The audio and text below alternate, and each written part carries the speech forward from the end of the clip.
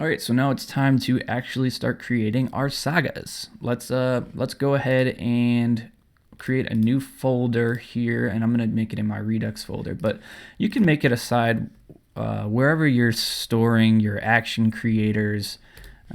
This is what my files here are. They include the reducer and the action creators in the same file. But you can kind of put this wherever you want. I think that putting it next to wherever your reducers are stored makes a whole lot of sense. And we're basically going to set up this file in a very similar way that our reducers are set up, which is you can create these multiple reducers based on your objects or models that are in your application.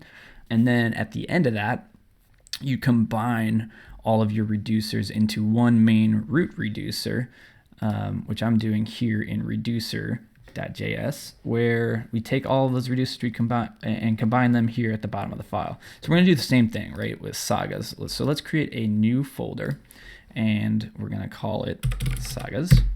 Bam. And then we'll create a new file in that, and this will be the sagas file. So we'll hit save, redux sagas, and we have sagas.js.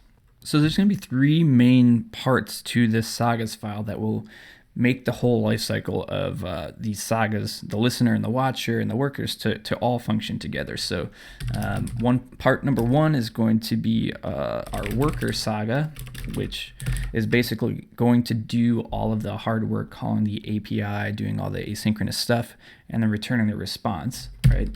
The second thing that we're going to create here is our watcher saga, and that's going to be listening for the actions to be dispatched. And when it receives or hears about these actions that are occurring, it will call our worker to do all the work for us. And then three is our root saga, and that's what I was talking about before, which is we take all of those listeners or the watcher sagas and we combine them all into one root saga. When that runs, it will run all of your listeners at once to make sure everything is hooked up in your app and listening for the actual actions that you are caring about. So let's go ahead and start. We'll start with number three, our root saga, and start writing through that to start getting everything wired up. So our root saga is a single entry point to start all the sagas at once, and we can get that out of this sagas file by saying export default function root saga. Now, our root saga is actually a special function called a generator function. I'm still kind of trying to understand exactly how all this stuff works, but from my understanding, what happens with a generator function is that you can kind of call it multiple times, and instead of running through the entire function and working through lines 1, 2, 3, 4, and then returning whatever is at the bottom, the generator functions can actually be paused and resumed, so that maybe here on line 2 you would in a way return something here, and then if you call the function again, it would pick up where it last left off, and instead of running 1 and 2, now we're on lines 3 and 4 and 5.